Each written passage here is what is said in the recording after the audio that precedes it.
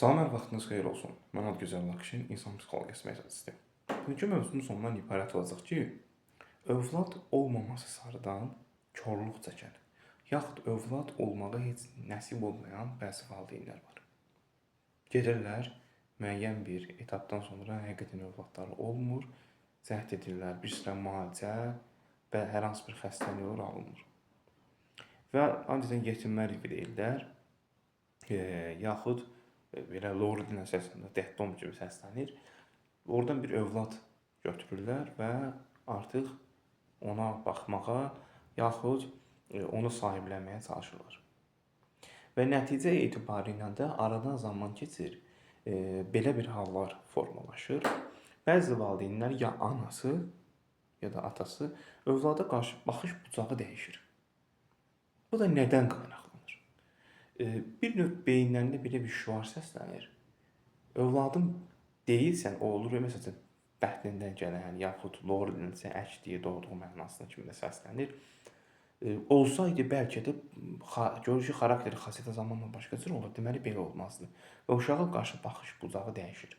Biraz kobudlaşmalar, biraz arada bir həddindən çox mübahisələr baş verir, yaxud yaranır.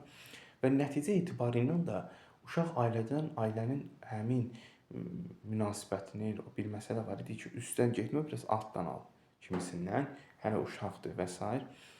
Və övlad başlayır soyuq düşməyə və artıq nəsə hiss etməyə çalışır. Və hətta elə bir kobud formada var ki, valideyn əsəbləşmə ağzından qaçırdır. Çaşır, dil sürüşür, özünə sinirlərinə hakim ola bilmir və s. və ilə. Və nəticə etibarında da həmin, məsələn, oğlan uşağı müəyyən yaş dönəmlərində tutaq ki, vayeni bölməsindən deyək, yəni əsgərlikdən, məsəl üçün, bir növ qısa bir nümunə gəlsin. Həmin gedir orada, tutaq ki, hər hansı bir peşədə tapa bilmir, gedir hər hansı müddətin artıq xidmətə keçir, maxi deyək də, indi bunu indiki dövrdən, ümumi, yəni birləşmiş hərfi mənası. Və orada da bir müddətdən sonra həmin aqressiya orada daha artıq büruzə verir. Özündən sonra gələn kiçik əsgərlər olsun, yaxud hər hansı bir şeylər olsun, sanki aldığı travmanı səndən çıxardacam kimisindən. Səni söyəcəm, səni küçümsəyəcəm, təhqir eləyəcəm və onunla da qarşı tərəfdə rahatlamaq hissi yaranır. Niyə o insandan səni alıb verməyəcəyin nədir? Sənin ailənin sənə vurduğu mənfi, səni pis etdiyi travmanın qarşı tərəfində günahı var. Günah valideynlərindədir və yaxud günah səndədir. Bəlkə də səndə səhv olubdur, artıq bir reaksiya verilib ki, o həddə çatılıb. Ki, valideynin dillənib, ya anan dillənib, ya da atan.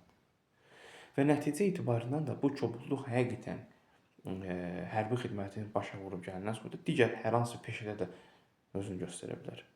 Hər hansı bir iş sektorunda. Və nəticə etibarilə daha da ağırlaşa bilər və həmin şəxsin ailə quran zaman ailəsinin boşanmasına da gətirib çıxara bilər.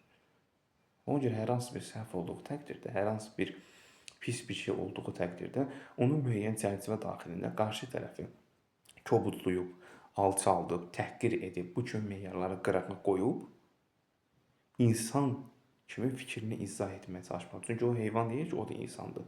Normal danışsan başa düşəcək. Bu kimi meyarlara diqqət etmək lazımdır ki, övladlar irəli zamanda həyatları puç olub, ziyana, zərərə getməsinlər. Bu qədər. Suallarınız olduğu təqdirdə mesaj bölməsi yaza bilərsiniz və yaxud onlayn və əyani davam edən seanslara qoşula bilərsiniz.